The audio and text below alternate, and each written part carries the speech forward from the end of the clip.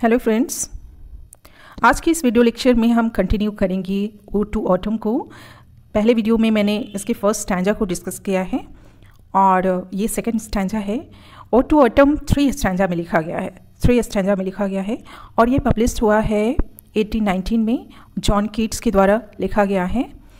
और ये कीट्स की जो 6 ओड लिखे हैं कीट्स ने, उसमें सबसे लास्ट ओड कहा जाता है। ये लास्ट ओड है ओड टू ऑटम।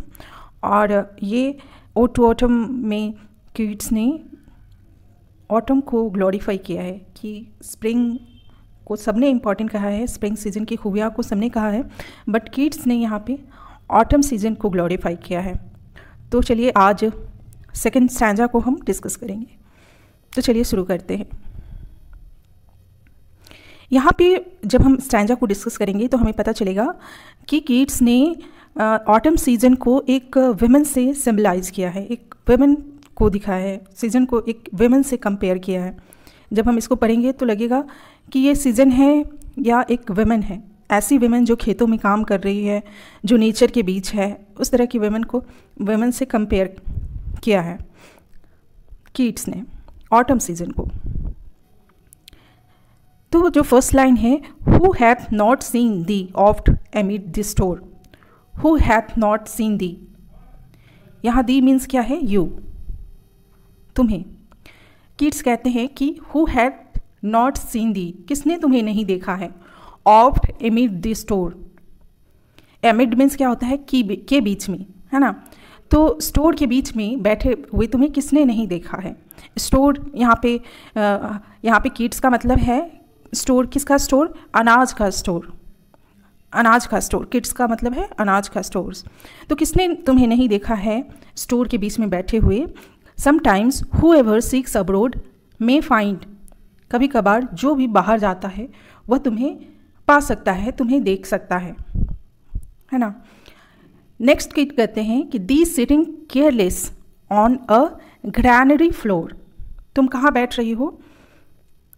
तुम लापरवाही से बैठी हुई हो अनाजों के भंडार के बीच, या ऐसे फ्लोर पे जहाँ पे अनाज बिखरे हुए हैं, है ना। ग्रैनरी फ्लोर, अनाजों के बीच तुम लापरवाही से बैठी हुई हो, केयरलेस होके बैठी हुई हो। And the hair soft lifted by the winnowing wind, और तुम्हारे जो हेयर है वो उड़ रहे हैं। किसके द्वारा उड़ रहे हैं? विनोइंग विंड के द्वारा। विनोइंग विंड जो है तुम्हारी हेयर को उड़ा रहे हैं। विनोइंग विंड कहते हैं हम, जो कि अनाज के गिरने से जो हवा उड़ती है, या फिर अनाज को फटकारते हैं, ओसाते हैं गाँव में, तो उससे जो हवा उड़ती है उसको विनोइंग विंड कहते हैं।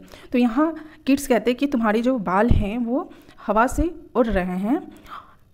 आगे वो कहते हैं और on A half ripped furrow sound slip, और जो तुम आधे कटे हुए जो फसल है ना, ऐसा एक खेत है जिसमें आधे कटे हुए फसल हैं।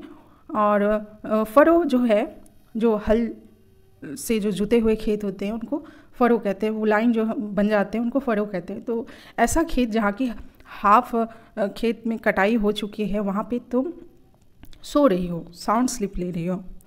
और drowse with the fume of poppies. Drowse means क्या होता है? कि बेसुध होना, झपकी लेना, मदहोश होना। तुम मदहोश हो रही हो किसके? फ्यूम ऑफ पॉपीज, मतलब एक पॉपीज क्या है? एक फ्यूम ऑफ पॉपीज। तो पॉपीज यहाँ पे एक पौधा होता है जिसको कि हम खसखस भी कहते हैं, पोस्ता दाना कहते हैं। तो उसमें जो होता है वो पॉपीज जो है वो एक नशीला पौधा है। तो यहाँ पर कवि कहता है कि उस नशीले पौधे की सुगंध से ना, फ्यूम से तुम झपकियाँ ले रही हो। एंड आगे वो कहता है कि वाइल दी हुक, और जो तुम्हारा औजार है, फसल काटने का जो औजार है, हुक यहाँ पे उस औजार को कहा है वाइल दी हुक, और तुम्हारा औजार क्या है? Spare the next swath and all its twined flowers, है ना। वो यहाँ पे कभी कहना चाहता है कि एक जो औरत के रूप में सिम्बलाइज किया है सीजन को, जो कि फसल काट रही है, बट उसने जो फसल आधा ही काटा है और वो वहीं पे रुक गई है और उसका जो काटने वाला जो औजार है वो वहीं पे गिरा हुआ है और वो एक नशीले ऐसा वहीं पे वो झपकियाँ ले रही हैं, सोई हुई हैं, इस तरह से जैसे कि वहाँ पे एक नशीला पौधा है, उसकी सुगंध से वो वहाँ पे सो रही है।